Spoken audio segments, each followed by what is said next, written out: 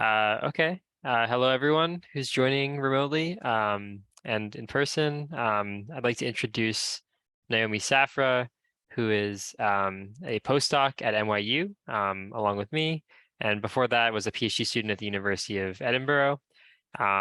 Naomi is interested in studying kind of like the emergence of strategies and algorithmic behavior in neural networks. And sometimes this involves formal language theory. Sometimes this dabbles more into like the deep learning theory side of things.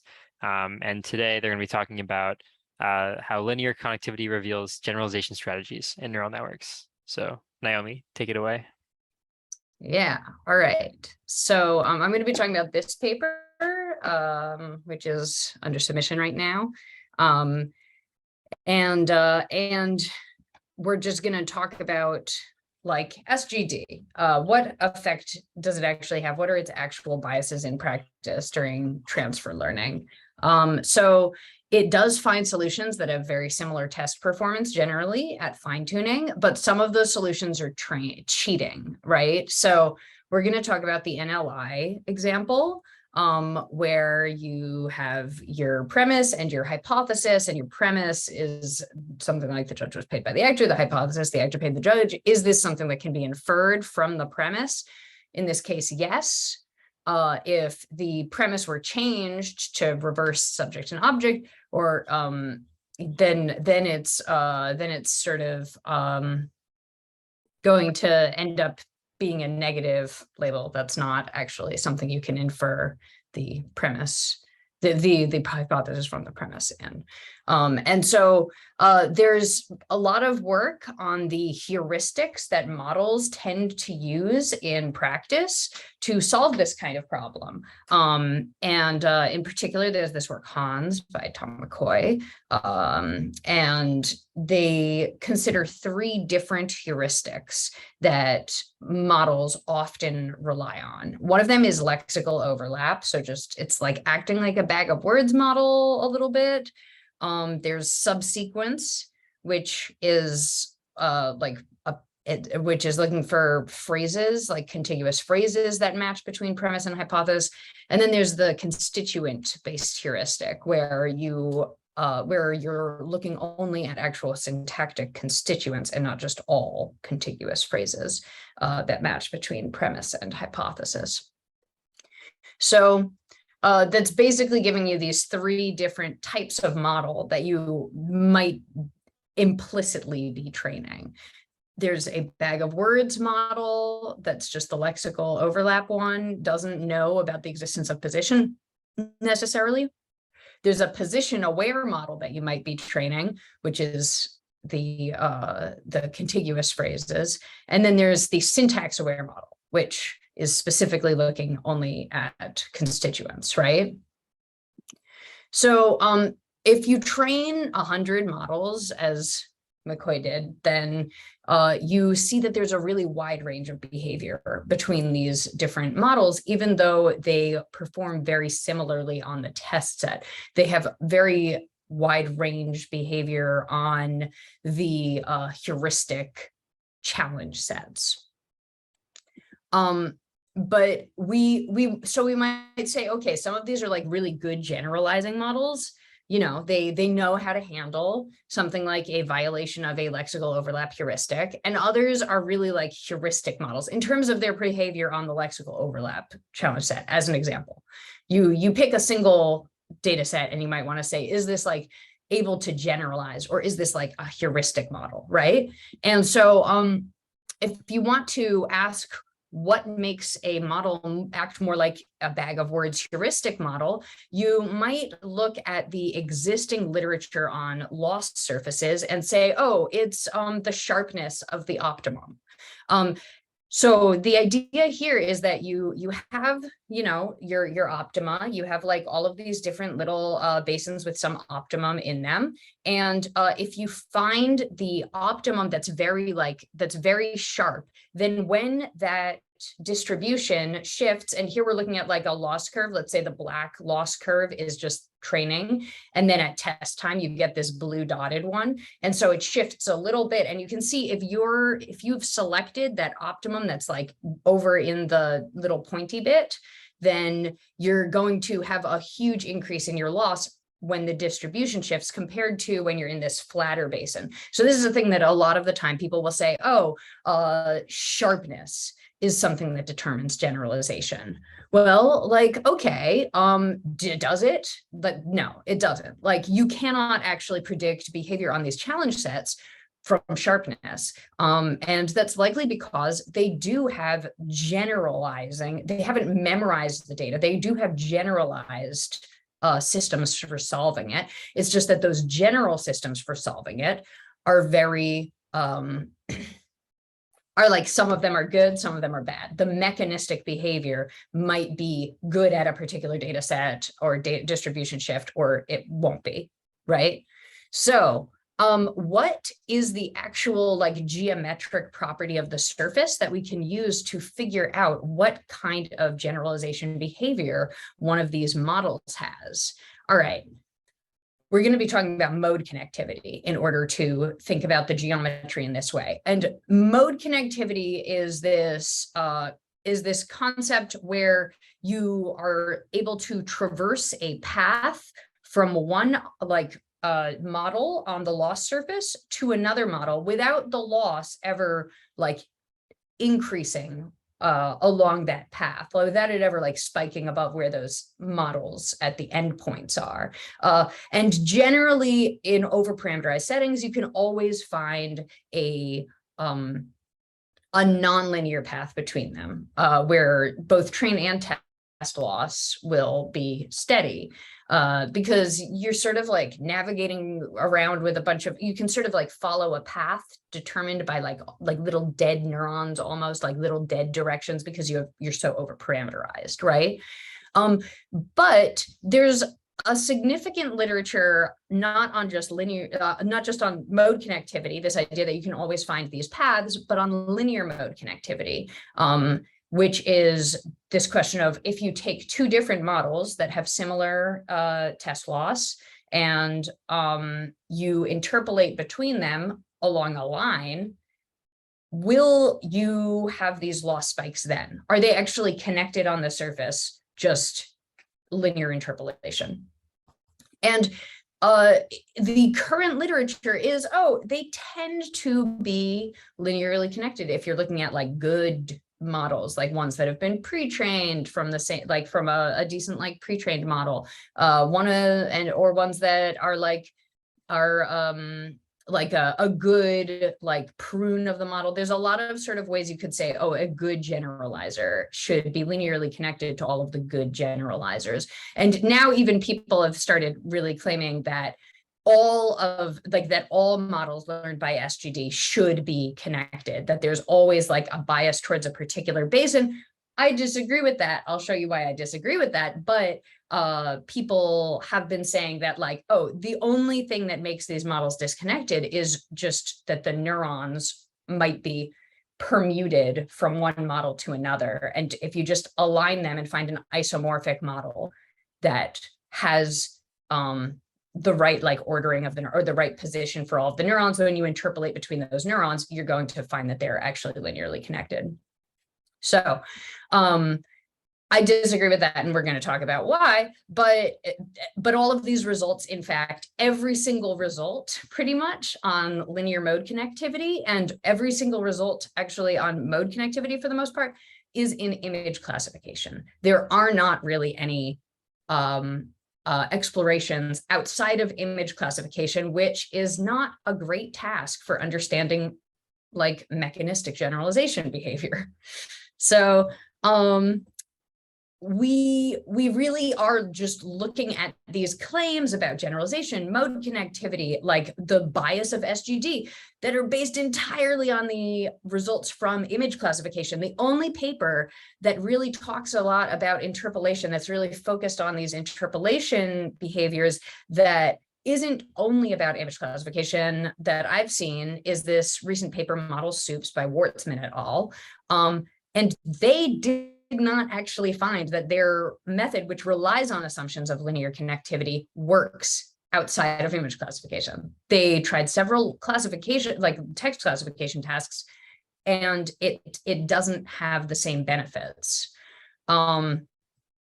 Okay, so let's just like look at what linear interpolation is. It's very simple. You just are interpolating between two weights, let's say weight A and weight B. Those are two different models, and you're moving from one to the other by just adjusting a coefficient alpha that's between 0 and 1. So you're just taking a weighted average at each point along the line segment that connects these two models, right? So if you use this method to look at what happens when you're looking at Hans, for instance, at like different models that perform differently on the Hans challenge sets. So this is what it looks like when you're looking at the best models for generalizing to the lexical overlap challenge set. So these are the least bag of wordsy models.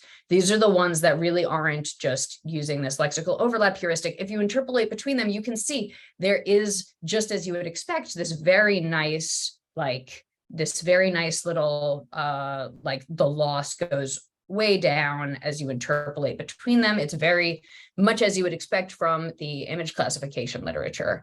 And then it's pretty much also true in the case of heuristic models. You can see you're interpolating between them, your loss goes down, it doesn't spike. There's like a little bump in both of these. There's like a little bump. It's a little more in the heuristic side. But it's just a little bump, and you even find that the models that are more central in this basin of models, they generalize better. So these are your generalizing models, your heuristic models that are basically bag of words. Both of them are actually very well connected. But what happens if you try to connect a generalizing model to a heuristic model is you have a huge loss spike in the middle. It's like, and your performance is bad, your calibration is bad. It's just not a good model. So, okay, you're like looking at these three cases and you're like, oh, there are barriers between these models. Let's like dig a little bit more into that. These barriers, you can think of them as separating out different basins, and every model in a particular basin, you can say, and there's like, it's not a perfectly convex basin. There's little bumps in it. We've seen that, but those bumps don't like intrude so significantly onto the interpolations between models, unless you have models that have very different sets. And these are basins that are able to be found by SGD, which means that they have a certain amount of volume probably. And that volume means that sharpness maybe isn't going to be really good for distinguishing them. And also because you're settling on the sort of outer area of the basin no matter what. That's another reason why sharpness isn't going to be that helpful, because the local sharpness is going to be really simple no matter which basin you're in. Because you're sort of always settling at this outer area, as you can sort of see from this.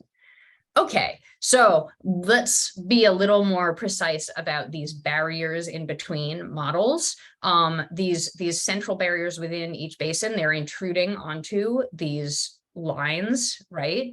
And you can measure these barriers by basically saying, okay, what's like, how severely is like the Jensen's inequality violated along this? Meaning, you're looking for a point interpolating between these two different models, where you're actually going to see the biggest like spike in loss above the average of those models. So for example, like we can look at this barrier over here. This is like an interpolation. And if you think about it, okay, there is the loss of the like average model, this target weighted average model is, at the top over here. And then there is an average between, there's like the loss that's associated with the, there's like the average of the losses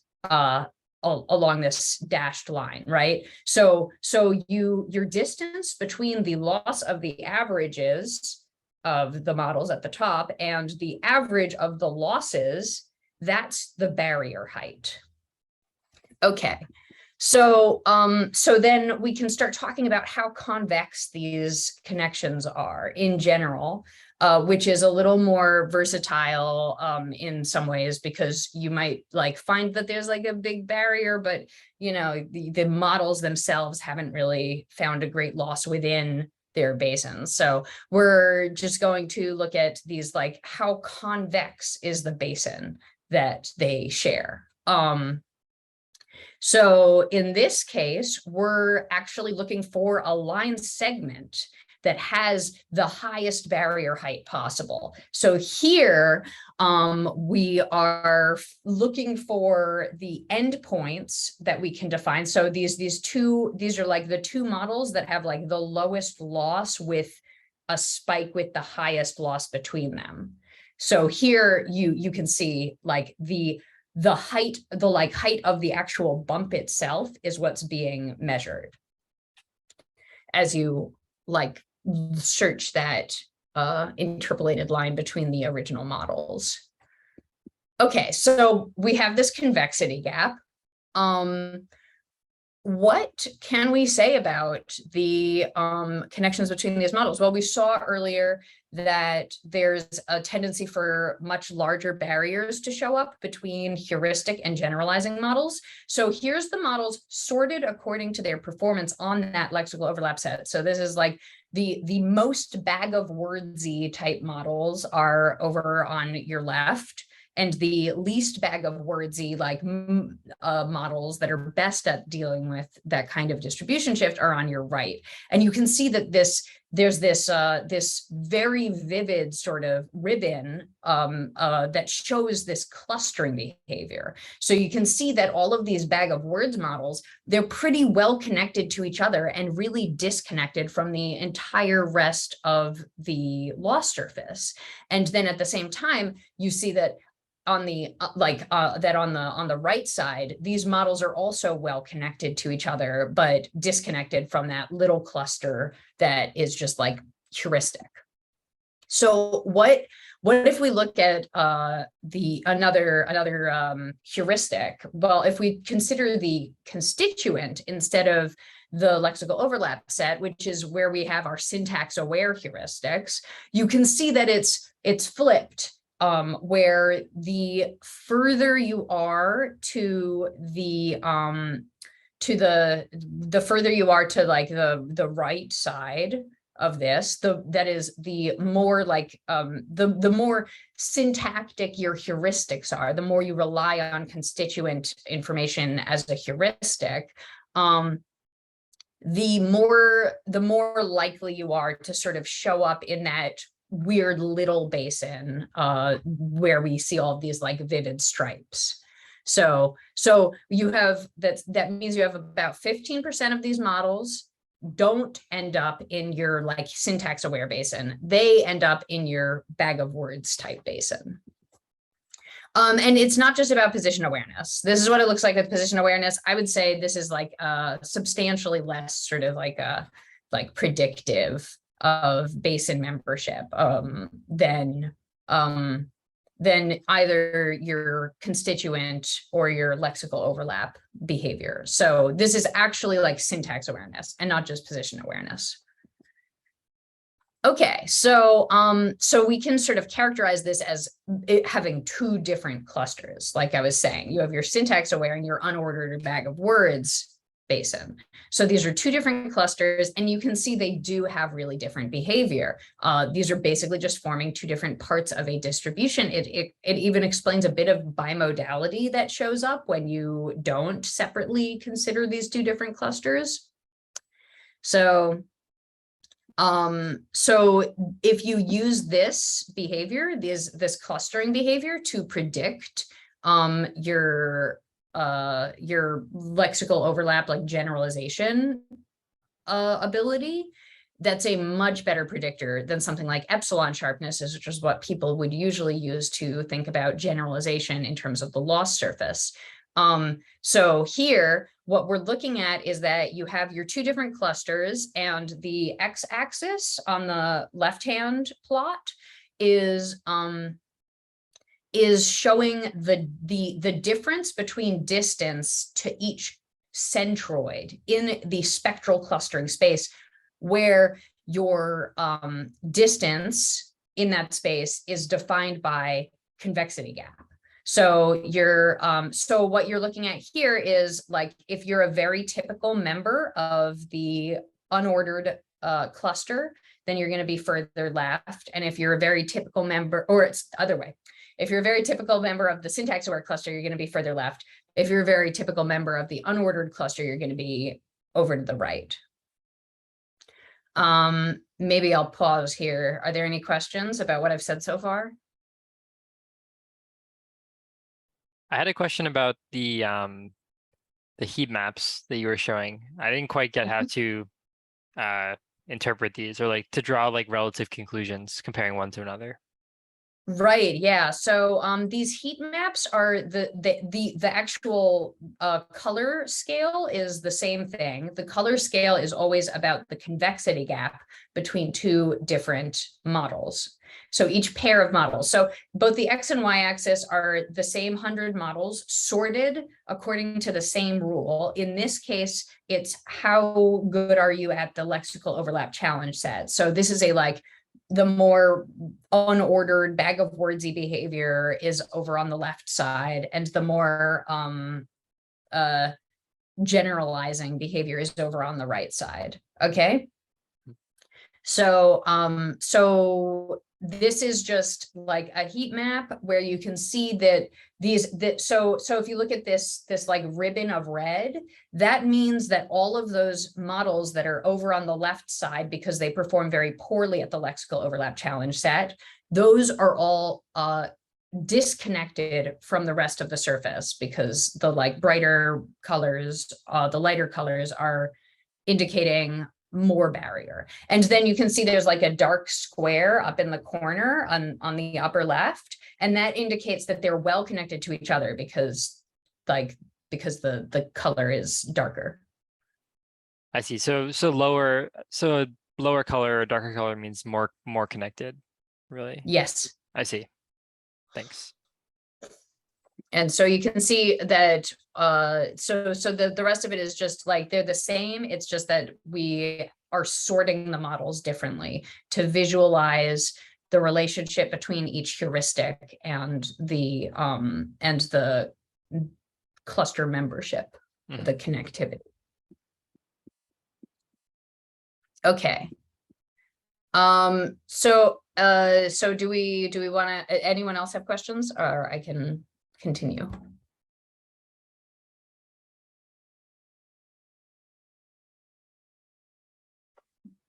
Okay, so is this just something that's about natural language inference, like, or about this particular data set?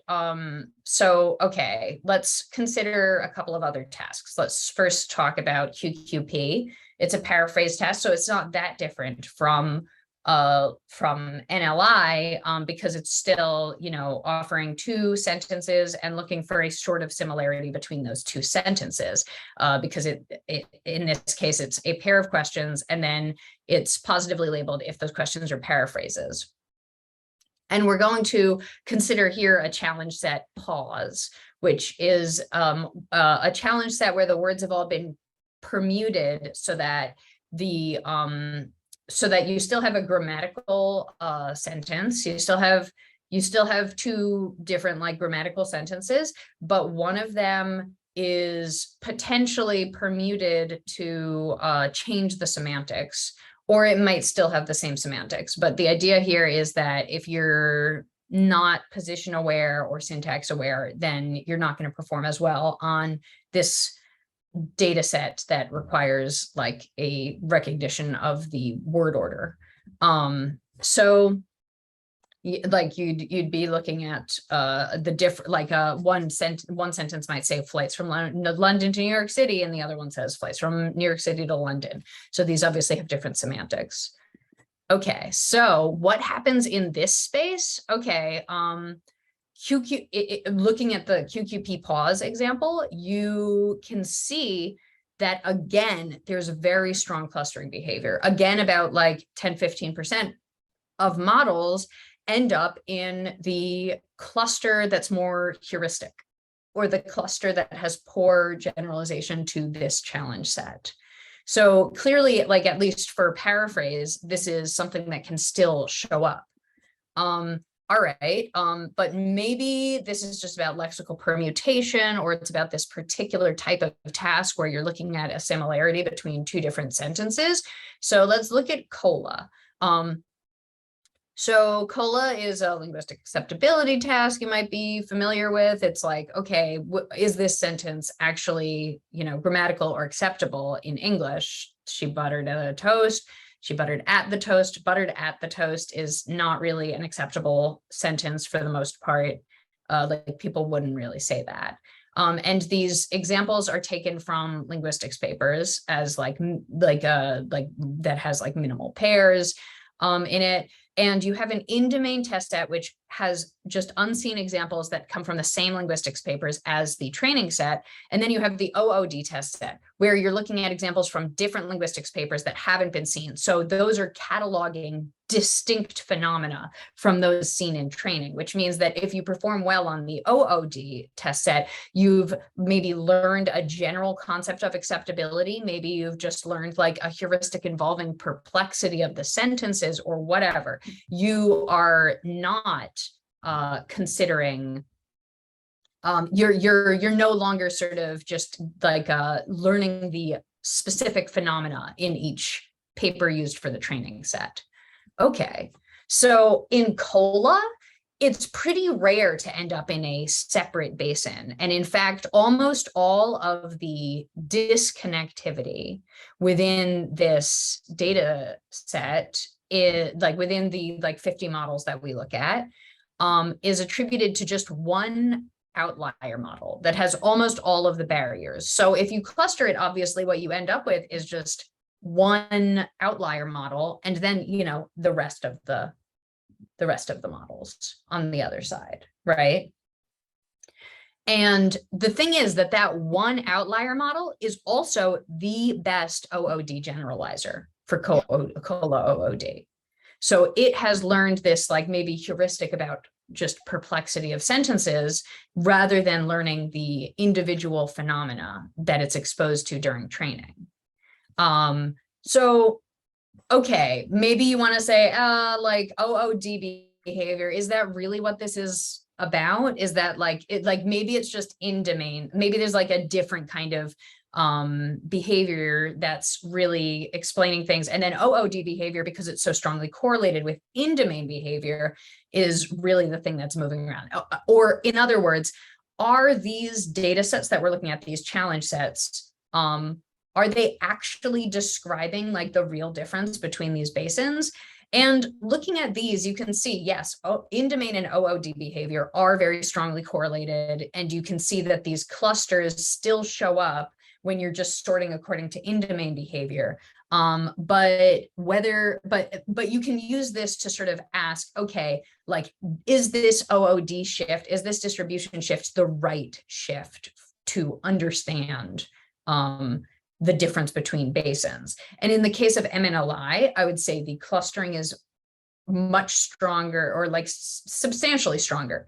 The clustering effect is substantially stronger when you're looking at the OOD lexical overlap data set that we were looking at, and is weaker if you're just looking at in-domain behavior. With QQP, I would say it's a little more ambiguous, and maybe you could even say the in-domain behavior is stronger, meaning that probably this like pause QQP data set is not the best way to characterize the difference between these basins for paraphrasing. And then in the case of COLA, we see that there is a really, really significant, you are 2.6 standard deviations outside of the mean in terms of behavior on the OOD data set. But in domain, you're actually like almost perfectly average. It's 0.06 standard deviations. So in the case of COLA, you're not looking at things that have different in-domain behavior. You're just looking at different OOD behavior. Okay, so one more point to ask, I think, is what is actually happening during training that ends up with you in these basins? Maybe what we're really looking at is that some of these training runs are just slower than others, so the models end up sort of in a bag of words type basin, but eventually they'll find their way over to your generalizing basin. So let's look at the checkpoints during training. And so, okay, looking at this, you can see it's not unusual. It's quite common to for models that are marginally, like just inside of that heuristic cluster, just inside the heuristic basin, but not as strongly. They jump basins. They get out of that heuristic basin and they go more and more into the generalizing side of things. But you can see also on the far right of this that the most typical members of that heuristic basin just get deeper and deeper into it. They just get more connected to each other and less connected to all of the models over on the rest of the loss surface that we've found. So these are actually like distinct basins. They're really trapping the trajectory of SGD, and you can end up stuck in there, at least for, like some period of time. We don't know if like there's a much longer term effect if you kept training, but it does seem that they continue to sort of learn more and more just to be a better bag of words model, and they're a little bit stuck there. Okay, one last thing, I guess, is these nonlinear paths that I mentioned, the fact that you can always find a like path between 2 points where in fact you can keep loss almost constant, when you're looking at, training loss, and then it's associated with also like a almost constant test loss usually.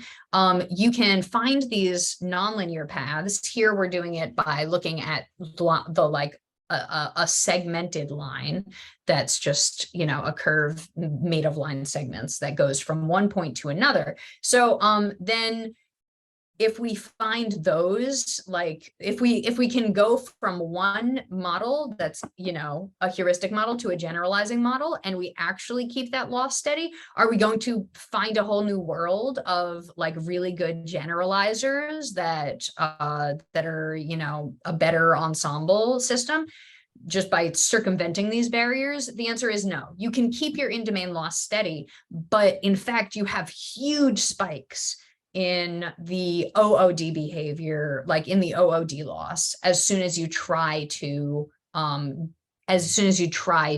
circumvent these barriers. In fact, it's worse. Like the performance on Hans of these models that you find along the nonlinear curves are much worse. Okay, so what have we learned? In general, we've learned that that transfer learning is introducing this like source of variance where it's the like seed from the linear head that's determining the variance you're ending up with. It's you're looking at these influences from these sources of randomness during transfer learning, and also from like the pre-trained model itself. And in order to really understand the geometry of the loss surface and the biases of SGD, you do have to look at a larger number of models to really understand how they relate to the loss surface. And then doing that, we find that transfer learning does modify training paths on the loss surface so that it has these very particular inductive biases determined by the pre-trained model, but it forms multiple attractor basins. And those different attractor basins have distinct out-of-domain behavior. Okay. So, any questions?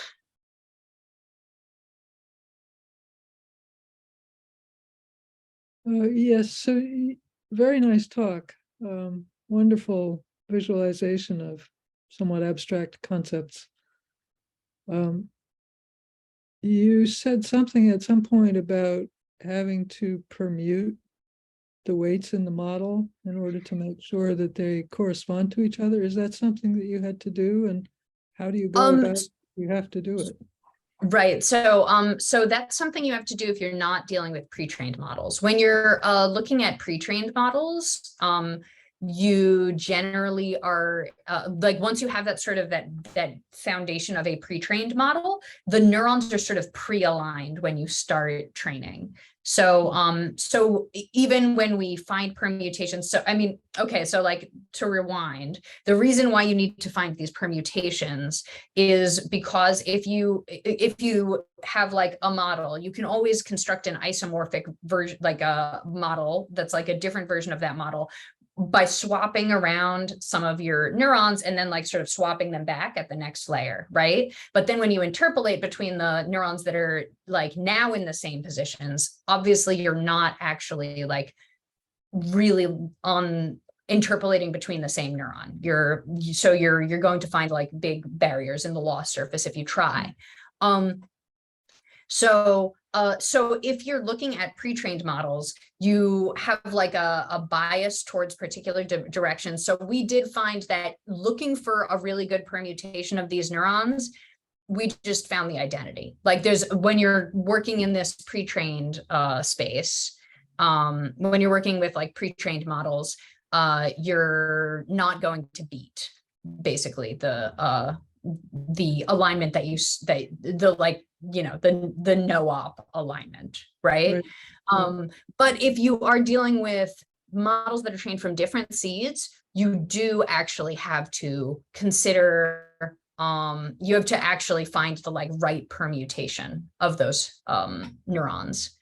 And in the image classification literature, what they often have been claiming lately, like several papers have sort of made this claim to varying degrees of confidence, is that you end up always in the same basin. Even training from different random seeds, you always end up in the same basin. Even when you're using like pretty different training data, even like you'll just end up in the same basin regardless. SGG is super strong priors about basins. And we're just like not seeing that that's true. Even looking at this simpler case of transfer learning where you don't have to then search for permutations, it's just no longer true outside of image classification. Thank you. Yeah. Do you have any thoughts on why the language case is different from the image classification case? Is it because of the continuity of the samples? I think it could be about continuity versus discrete, like mechanistic behavior. Like either you pick up on a particular feature or you don't, right? But I think that it's also maybe about the degree of just global structure that you need in order to learn a task well. In vision, you are like, there is like sort of compositional behavior. You're composing textures and curves and so on as you like go up the layers. You are like behaving somewhat compositionally, but you don't really, it seems, in image classification, you don't seem to need a global structure. You're learning hierarchical behavior, but you're not learning an underlying like consistent sort of parse of a scene. You might learn that cows are made of eyeballs and hooves, but you won't necessarily like learn that they have to compose in a particular way in order to be a valid cow, right?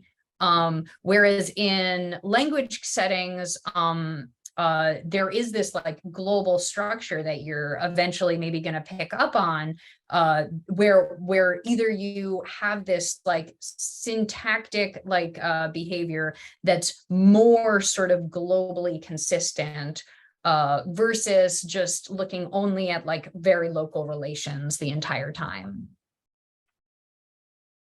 is what I suspect. I do not have like real evidence for that. It's just a thing that I think might explain the difference. I guess you could imagine testing that by looking, you could define vision tasks, which do ask for that, right? Is this a well-formed cow? Is this not a well-formed cow? And there you still, in some continuous way, permute the images in a way that you can't permute sentences in a continuous way. And if that's I like true, that. right, Yeah. you could see whether it's about the continuity or about the kind of global well-formedness. Yeah, I like that. That's a real like nightmare task. I could imagine that you would generate a data set maybe with like a diffusion model where you would just pick random places to put the eyeballs like and stuff to start with at the beginning, like for your initializing your diffusion itself, right? Like, and so you could then maybe generate a bunch of really malformed cows just by starting out with certain parts in the wrong places. And compare that to like well-formed cows. Yeah, so we need the cola of cows, right? Or of farm animals. And are they well-formed or are they not well-formed? Yeah. That I could see that maybe working out. Yeah, John Rosky. Yeah, I also had a question about cola. So, or I guess all your tasks seem to be reliant on the heuristics about acceptability versus, but then you were asking questions about constituency, which linguists tend to try to separate these ideas of like acceptability versus grammaticality. So grammaticality is just like acceptability without all the intervening whatevers that could also affect whether you find a sentence okay on a given day or not, right? So yeah, maybe Bob will yell at me for that. So I'm wondering, oh no, ask. Yeah, sorry. Well, I was thinking rather than use data or like tasks like this was sort of similar to Bob's question. Take a class of grammar which was specifically designed to test various types of constituency biases, for example, the most easy one is like a context-free grammar, right? It's like the dumbest concept of constituency you could have versus like a regular grammar, which is an even dumber type of constituency, right? Mm-hmm. And so I'm wondering if you might see a difference between like what you've seen here with COLA and testing on a very idealized class of grammars, which are specifically designed to do something with constituency. I have no idea, but it's kind of similar to what Bob was asking. Yeah, okay. So to clarify something, I do talk about constituency and syntax awareness and stuff like that. But when I describe the basins in those terms, I'm really specifically talking about the case study on natural language inference. I don't believe that constituency is the only mechanistic difference possible between two different basins. And in fact, one thing that I think would be really interesting that we haven't done is rather than to look for rather than to look at like synthetic data sets that are where the constituency is the determining sort of factor, where like either you use the constituent based heuristic or not, or something like that. I think it would be really interesting to look at tasks that can be solved with a variety of different methods and see the degree to which there is a bias towards one method over other methods between different basins. Yeah. Yeah, totally agree. Yep. Yeah, because I wouldn't say, I agree that COLA is definitely not like a constituency task, right? Like these are, like you're looking at minimal pairs that often are both grammatical. You're just, so syntax is not the determining factor there. I agree.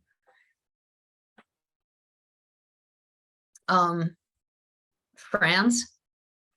Yes.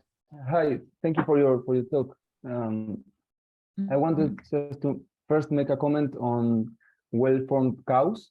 I think state-of-the-art diffusion models still struggle to generate well-formed things. I just gave you an example in the chat.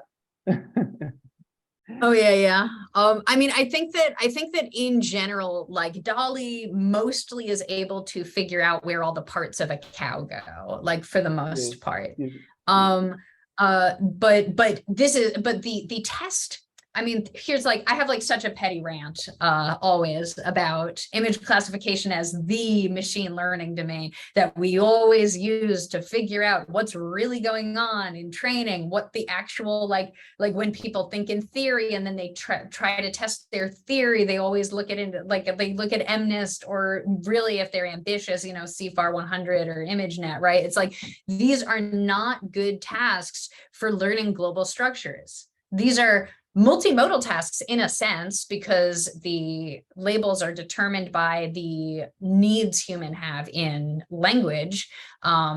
So like the fact that we have categorizations of like every dog breed, but we don't have different words for like, small truck, big truck, or something like that, right? Like these are, that's a bad example, because if you're a trucker, you definitely have words for small truck, big truck, but just in general, that there are distinctions that humans don't think to make in language on a regular basis. So I do think that there is a sense in which image classification is a multimodal task. It just has such a weak supervision that it cannot really, it doesn't really require global structure to be learned. It's really all about like composing little local structures and then, adding it together. Yeah, I agree. Yeah. And then I have another question on SGD. Like, did you try any other optimizer? Oh, other than SGD? Yes, actually. Yes. So, well, not other than, I mean, this isn't pure SGD. This is actually really standard. Like basically we use the like default BERT fine tuning settings. We like pre-trained BERT, like we have, our pre-trained BERT, and then we're just looking at like the effect of the default fine tuning settings, which is why this is so, I think, interesting, because this is actually a real world case where these differences in behavior and these variations emerge, and that the loss surface like actually behaves differently from what the like simplistic models might tell you, right? But we do look at a different training method that isn't just like the whole model fine tuning. So there's some recent evidence that fine tuning creates these distortions in features. So you you end up sort of really going in one direction, like that just enhances the dimensions you've already sort of picked up on as significant in the first part of the pre-training process. And it sort of like ends up distorting those features overall, because you're not able to like make any sort of like affine sort of adjustments or anything like that. So instead, if you want to avoid distorting features, then you can first train just the linear layer and then the rest of the model. And so we look at that, and it does really reduce this kind of clustering behavior and does tend to lead the model more towards that syntactic the syntax aware basin. So that means, I would say, that seems to indicate that that the like linear probe then fine tune approach gives you access to features that are less accessible, or reduces the like bias imposed by the linear initial, like the linear model initialization at the head, the classification head, and maybe gives you more access to like better features. Great. Do you have references for that? Last? Yeah, the paper is called like fine-tuning distorts. Let me just let me actually just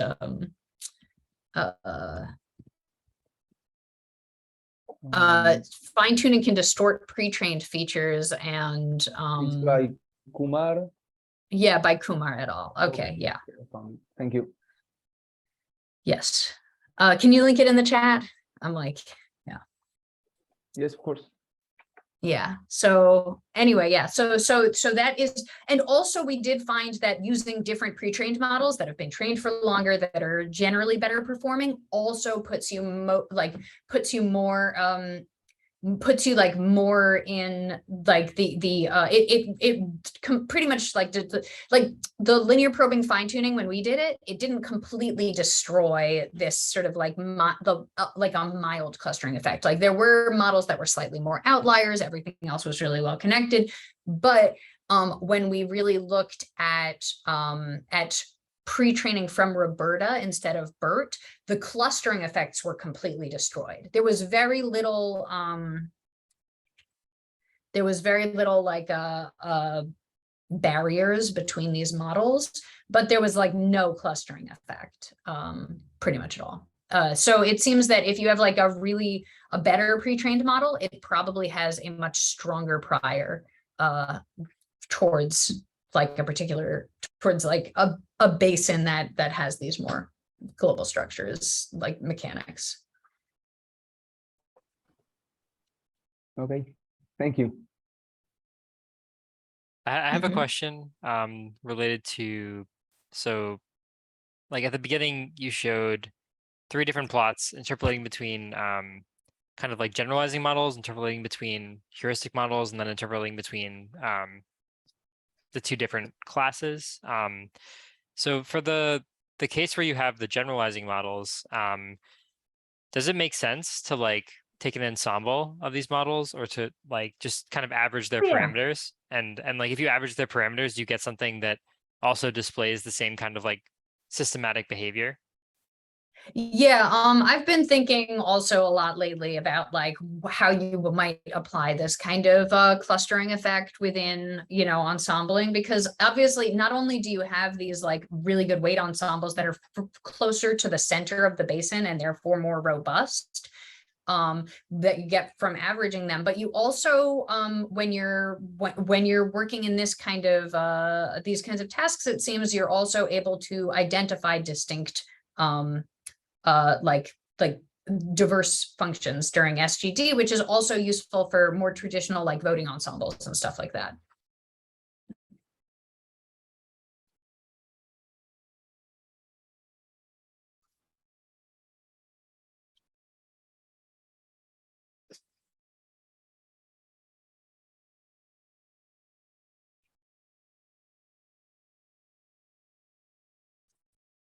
Any other questions?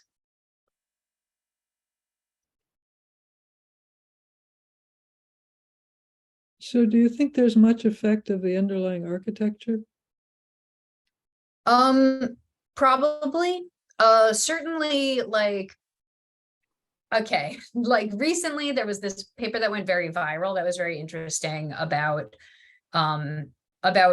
the linear connectivity of models with neuron permutation, like I was talking about.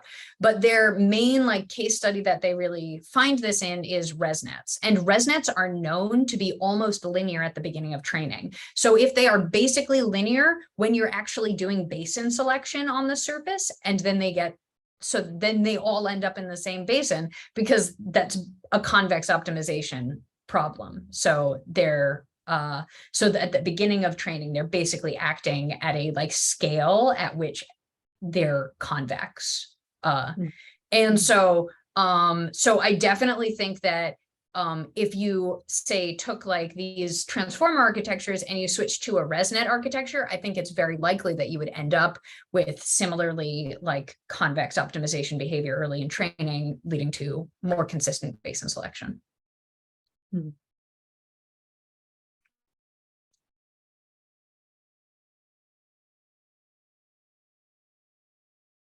But I mean, I haven't tested that. That's just my expectation.